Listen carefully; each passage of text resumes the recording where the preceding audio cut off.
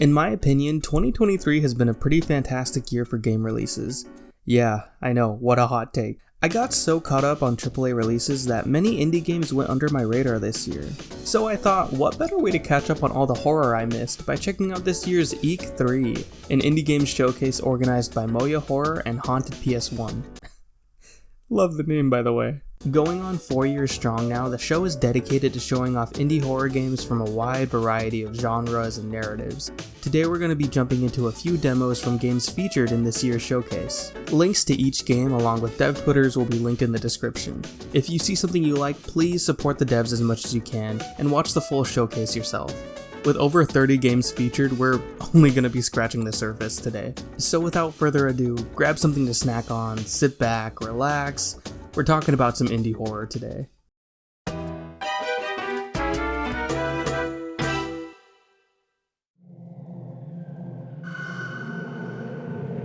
The Hungry Fly, developed by Erupting Avocado, is our first stop on this trek through Eek3. The demo starts with a story being told about a hungry fly in search of something dead to eat. When we're given control, we cut to a fly in the middle of a swamp. Here we can walk around, fly, and explore. We can even do the little hand cleaning thing that flies do. I feel like it's really easy to screw up flying controls, but here it feels really solid. There's even options to get rid of effects that might cause motion sickness. We love accessibility. We approach a giant plant with a mouth, and the plant tells us that there's nothing dead for us to eat because we're in a demo.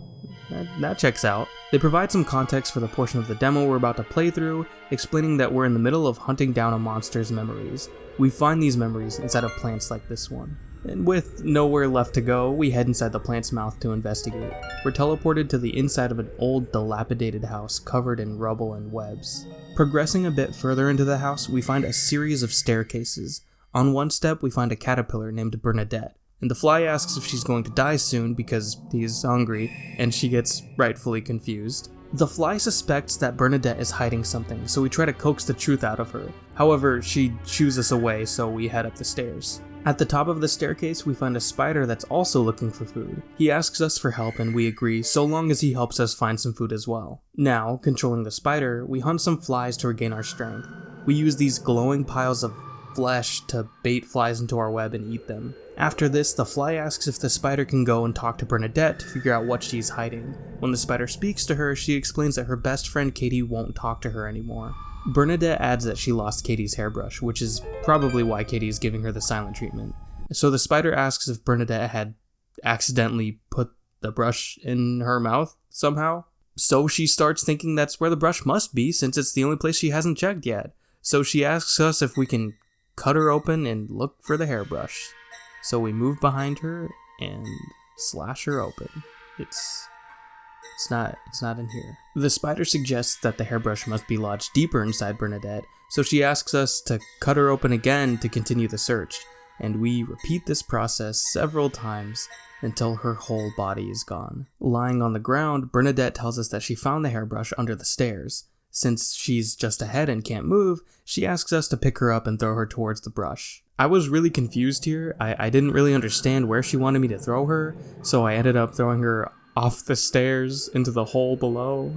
So sorry, dude. I didn't know. The text on screen states that the spider's choice had forever changed the fly's fate. And then the demo ends. This game is vile and repulsive in the best way possible. The art style here reminds me a lot of David Firth's work, the creator of Salad Fingers. Everything in The Hungry Fly looks uniquely grotesque, even through the PS1-esque graphics. Whether it's the environments or the characters you interact with, everything looks like it'll give you a disease if you touch it. While we're talking about style, I also really enjoy how the story is presented in a storybook-like fashion. Even the name of the game sounds like it could be the title of a kid's book. I like the way that text bubbles describe your actions, like when you approach NPCs and walk away from them. I feel like it emphasizes your ability to impact the story as it continues. I didn't know this when I started the game, but apparently the full release will be full of moments where you can make choices that will change the story, which is why I got that little heartbroken sign when I threw Bernadette off the stairs. So I could have thrown her to the hairbrush. That was just my bad. So sorry, bud. I'm really excited to see how this game plays out. I love games that have branching narratives, and I think that the demo shows that there's a strong foundation here already laid out. In fact, if you want to experience something similar, the devs have another game called The Repairing Mantis on Steam. You play as a mantis on a mission to repair a bridge made out of flying squirrel flesh. And if you are wondering, yes, it is every bit as gruesome as The Hungry Fly.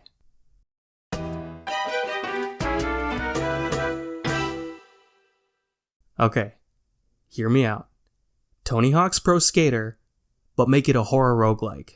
Motordoom, developed by Hobocat Games, is a chaotic whirlpool of demons and death metal.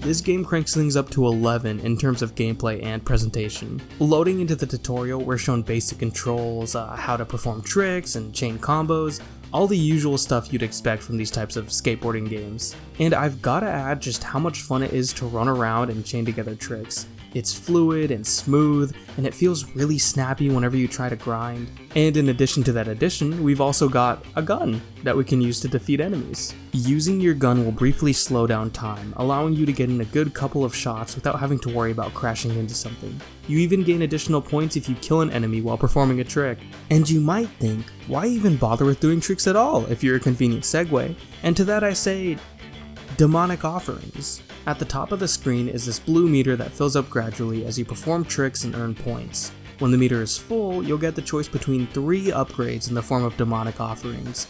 This is where the roguelike elements come into play. These bonuses can range from slight stat changes like improving your jump height, reload speed, or your balance when performing a grind, to giving you a scythe that protects you and rolls around in circles, or having flames shoot out of your sides while grinding, or performing a demonic ritual while doing a manual. It's an absolute frenzy when you've got multiple offerings active at once. It feels like everything you do triggers one of your attacks, and it is so satisfying. After wrapping up the tutorial, we can start a run of our own. We even have the choice between 2 playable characters. We've got Motor Dude, the guy we played as in the tutorial, and the better choice. While Motor Dude doesn't have any inherent abilities, the brothers will automatically shoot at enemies as you drive by, and this makes them an excellent choice to start with. After picking a character, you can also apply add-ons to your vehicle. These serve as permanent bonuses that can be applied right at the start of a new run, giving you that sense of progression outside of your attempted runs. When we're thrown in the game, we've got 10 minutes to survive until the boss appears. As time winds down, more and more demons will spawn all over the map. Initially, I was worried that all these demonic offerings would make the game too easy, but there's still plenty of challenge to find here. You've got to really focus on comboing tricks together at the start to ensure you'll survive when things get down to the wire, especially if you're playing as Motor Dude and have to shoot down every enemy yourself. If this game looks even remotely interesting to you, I can't recommend it enough. As someone who's played maybe one Tony Hawk game in their whole life, I had a blast playing through this demo.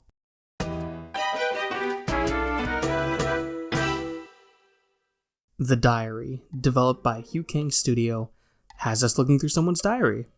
Pretty simple and straightforward. But before we can get the ball rolling, we've got to guess the password. Looking through nearby postcards reveals that the password is 0830. We punch that bad boy in and open up the diary to its first page. We can see that this book belongs to a woman named Ashley, and she's attached a poem and the date in the book sleeve. The next page shows us the start of this multimedia journal. We assemble the text messages on the left side, and it's revealed to us that Ashley planned a date with this guy named Gregory at a cafe. On the following page, we catch a glimpse of how this date turned out by correctly picking out the coffee that they shared on their date.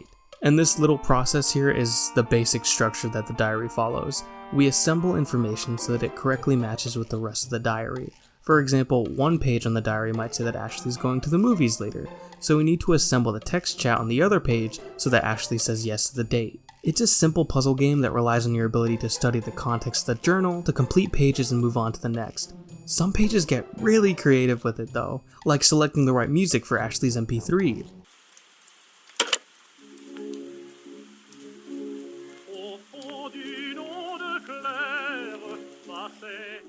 Or playing a game of pinball. Or finding missing photos in the diary and taking them yourself with a camera.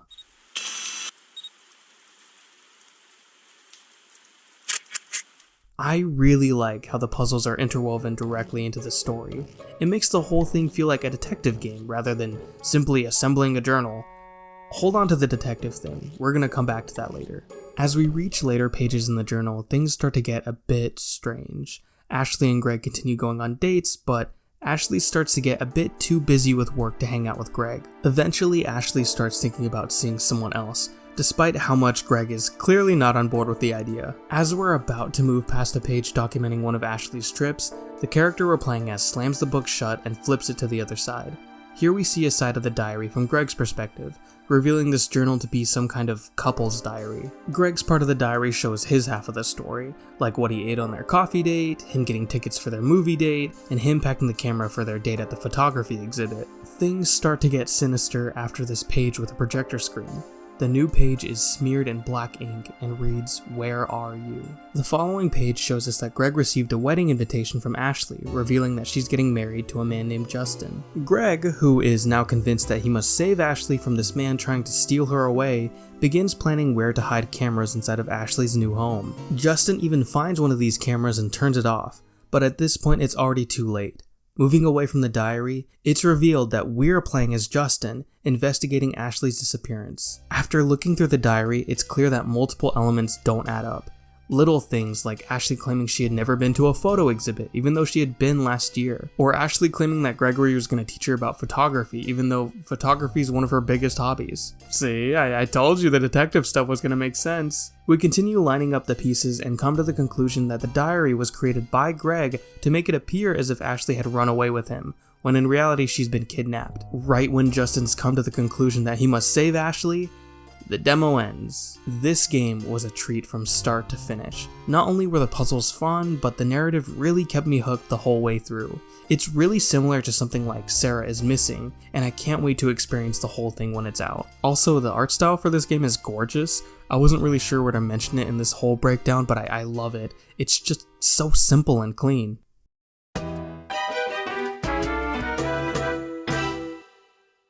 The Lacerator, developed by Fernando Tietz, has us playing as Max, the man who loves cardio. The opening cutscene shows us that Max had another gig planned with a woman until everything went wrong.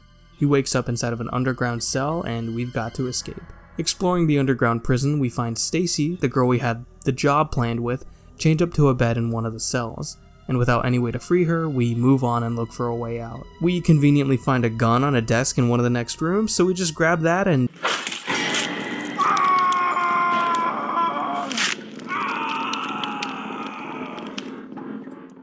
Give me a moment. I'm just gonna...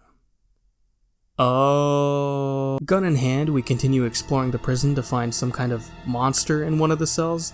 It's never really explained what these creatures are, but we're able to quickly dispatch them. We find a note in another cell that mentions a locked box and a revolver on an obvious trap only a fool would... Okay, alright, Dora, at least I'm actually gonna get out of... Alright, so the first run wasn't the best. But now we know that losing limbs is the core mechanic here. I actually really like the idea of having a horror game where you can lose limbs and it actually has a huge impact on the gameplay. Losing our arm causes the aim to get a bit wobbly and unreliable, directly affecting one of our best weapons. This experience also conditions us to pay more attention to our environment, a tool that will come in handy later. This time around, we disarm the trap and collect the gun with no issues. I hadn't realized it last time, but we can actually attack things without the gun. We can perform a slow, janky punch. It's that clunky combat you'd find in older survival horror games like Silent Hill. As we continue exploring, we come across a screwdriver and use it to unlock a nearby vent, which takes us back to the beginning area. We make our way back to Stacy, only to find her severed hand laying on the table where she was chained up. We take the nearby hatchet and press onward. I want to take some time here and mention how this game makes great use of camera angles. Remember what I said earlier about being conditioned to pay attention to your environment? It feels like each angle is placed carefully to give you a clear view of your current position while also providing clues on how to obtain certain items. For example, in this one room we can see the leftover revolver ammo on top of a bookshelf, but we've got no way to get up there.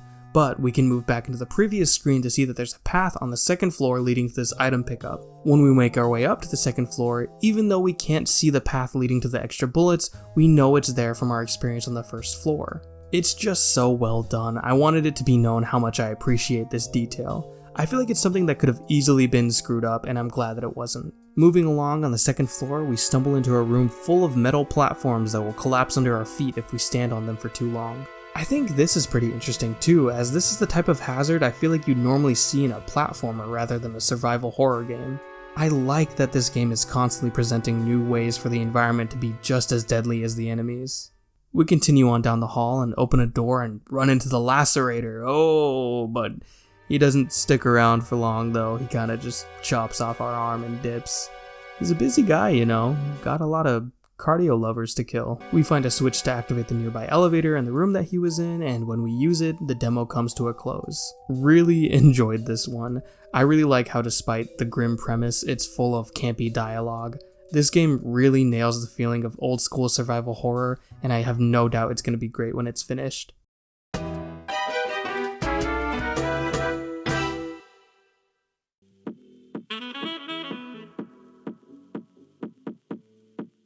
Project Anomaly, developed by Dark Science, has us playing as the latest recruit for the Anomaly Research Institute. In the tutorial, we're introduced to Dr. Shaw, the director of the New Noir branch. He informs us that our job as an urban supernatural investigator is to research and pacify anomalies. An anomaly is a normally invisible creature that causes disturbances in everyday life. Usually anomalies take shape as creatures from mythology, folklore, or urban legends. We're given a camera called the Beholder, which is capable of revealing hidden anomalies and letting us speak to them. So the gameplay is like really similar to Fatal Frame, except the spirits we're hunting aren't horrifying monsters. Most of the time. We tame a nearby anomaly called a Macabre for training, and Shaw introduces us to another anomaly called Who. This little bat, Moogle looking thing is an anomaly that works directly with the institution. He'll take us back to HQ if an anomaly ever knocks us out, which many of them are capable of doing. Our training session is concluded and we're introduced to two more of our coworkers. We've got Wes, an energetic investigator who's excited to focus his efforts on understanding anomalies rather than capturing them. Then we've got Blair, a more reserved investigator that's not too keen on sharing any personal information. After this little meeting, we're free to explore the institution, and there's tons to look at here. There's Wes and Blair's rooms. Dang, you live like this? The clinic, the archives, the music room, the workshop, and the storage room. All of these rooms are full of diverse NPCs, each serving a unique purpose for the institution. Most of them are asking for photos of specific things in exchange for some rewards. For example, Helen in the workshop wants you to discover 10 anomalies, then she'll provide you with upgrades for the Beholder. Meanwhile, Rodling in the archives wants photos of transcripts and stuff in foreign languages so we can translate them for you. On the first floor, Wes informs us on our assignment. We're to explore Eastborough and New Noir City and find clues about the growing moon. We can use these giant tubes in the lobby to teleport to our destination. Interestingly, investigators work in shifts that we can choose before we teleport to where we're going to work. We can do a dawn and day shift, day and dusk shift, dusk and night shift, or a night and dawn shift. The time of day impacts which NPCs you'll be able to meet in the field and which anomalies you'll be able to find. At the end of your shifts, you're sent straight back to HQ. When we're in Eastborough, we're free to cut loose and search for anomalies or help out nearby civilians. At first I was pretty overwhelmed by the size of the city, but you adjust pretty quickly. We take some time to hunt down some mischievous anomalies. There's a fire rat who's been stealing food from a nearby restaurant, a Kodama spirit warding off people from harming the trees, a spirit called Suiko that murdered me. I really dig all the anomalies you can come across. The art style reminds me of like the early 2000s. Like, this whole game looks like it could have been a series on Nickelodeon. I also like that they take time to explain each anomaly's origins and their ties to folklore. That might just be a me thing though. I don't know. I could flip through the Persona Compendium for hours and read through all of the entries. My favorite anomaly is this one that haunts a well, named Kyokotsu. They jump out at you and try to scare you, and after failing, they get all awkward and non-threatening. Anomalies aren't the only thing to enjoy here. There's plenty of fun and unique humans to meet in the city as well. My favorite has to be this Guy Fieri clone named Dude. You are cordially invited for a trip to Tasteville. Even his outfit is a complete flip, being white instead of black and having water instead of flames. I love it. Now you can definitely complete this demo, but I did not. And it's not because I didn't like the game or anything like that, I just got so caught up in hunting anomalies and talking to people and doing these little side quests that I forgot that I had like a major goal here. You know, I'm supposed to be investigating this giant moon and what's happening with it, but after finding all the anomalies I could find and not being able to find any more, I just thought to myself, oh, okay, maybe that's where the demo ends. It's not where it ends. Definitely give this game a shot if the premise sounds interesting to you and you love getting knee-deep in fun environments to explore.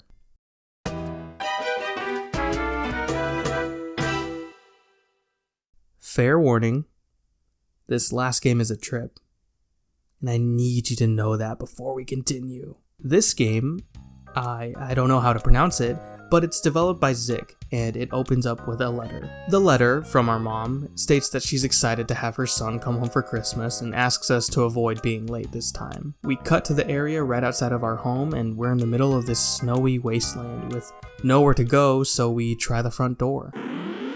Yeah. I don't know if what just happened was intentional or not, or if my file is corrupted somehow. After looking through the itch.io page for the game, the developer states that they take heavy inspiration from YouTube Poops, Gary's Mod Films, and 2000s era humor, which explains what we just saw. The demo is full of moments like these, and we're just getting started. After figuring out the combination for the door lock, we head inside. And here we go, baby!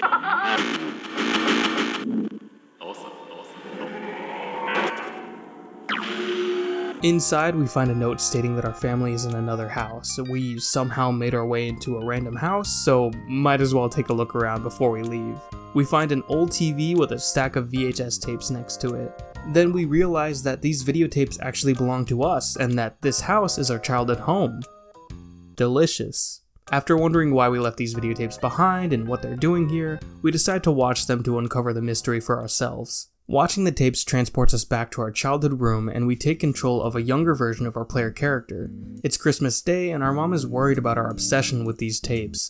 But hey, at least it's not one of those Nintendo Amiga 128 thingy. We head over to the TV and we can select a tape to watch. The only tape we've got though is Mall at 19579-1142. So we load it up. This tape documents our trip to a mall with an old friend, and oh my god, those face portraits, they're amazing. He asks us to meet him over at the video rental store when we can. From here, we can do anything we want. We could rush over to meet our friend and quickly bring an end to our mall trip, or we can go back and check out everything the mall has to offer. The itch.io page for the game refers to it as an interactive diorama of sorts, which is a pretty unique way to describe a video game, but yeah, I think interactive diorama is the best way to describe this experience. This game is full of a bunch of little things that you can interact with, and it's completely up to you if you want to engage in them or not. You can easily clear this demo in like 10 minutes if you focus primarily on your objective rather than exploring. While it would take a really long time to show everything the mall has to offer,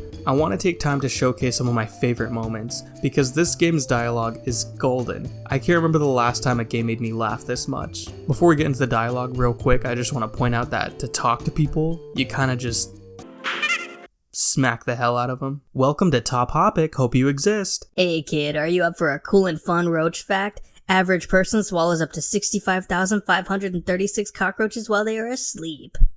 You bloody monsters. Play, kid, I'm trying to come do some caffeine. Of course, while I disagree on most of your so-called conversations, it still stays a shining truth among the murky depths full of your countless lies. Big if true, even. Speaking of friends, my name's Joe 2, part-time leg utilizer, and I operate a good amount of friends. Are you willing to join us? It must be fun, oscillating all together and enjoying each other's existence. Sorry, I should ask my parents. Free will is just an illusion. You're meant to be friends with us, and now I will accelerate such an event by making you an immediate friend. Whoa! Welcome to the Bursted Blocker, and please get me out of this crystal jail. Please. Pro tip, after talking with the guy from Top Topic, you get these shoes so we can leg faster. So now we can hold down shift to whoop. After we've seen everything there is to see, we go and meet our friend at the Bursted Blocker, and it's full of comic books we can look at, and I'm not really sure if I understand any of it. Our friend gets his tapes ready, and speaking with him uncovers a memory of another tape we've got nearby, Roadside at 9576-1139, but we won't use this one just yet because it ends the demo. Instead, we've got another tape called Flesh Friends Forever, which I think I got from freeing the man from his crystal prison. This tape is a recording of an old TV show we used to watch as a kid. When we load it in, it's silent. The atmosphere feels heavy, a complete 180 from the experience at the mall. Talking with the nearby NPCs reveal that they were all invited over to this house for a housewarming party for their friend Jern. Somehow their friend Phi went missing before the party got started, so it's up to us to find him. We find Phi by glitching through this wall in the main room. Phi is sitting in the middle of this red, fleshy room, and he's distressed. It's like he's hiding from something. When we get Phi back to the others, he desperately tries to pull them away from the party. The others don't really understand what's going on, and then this happens.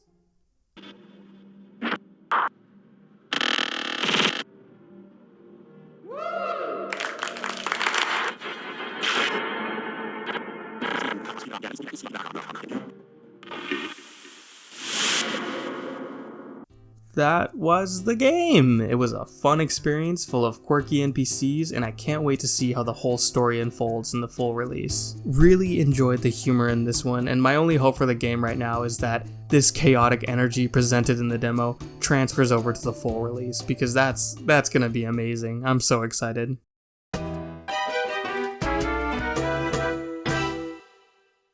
And with that, we have gone through all the demos that I had planned to cover. Thank you for joining me in this brief dip into this year's Eek3 showcase. If you liked anything you saw, please check out the full showcase and support the devs as much as you can. Again, links to the showcase as well as the Steam page for each game can be found in the description below. But yeah, that's everything I got. Go and check out these games. Hope you exist.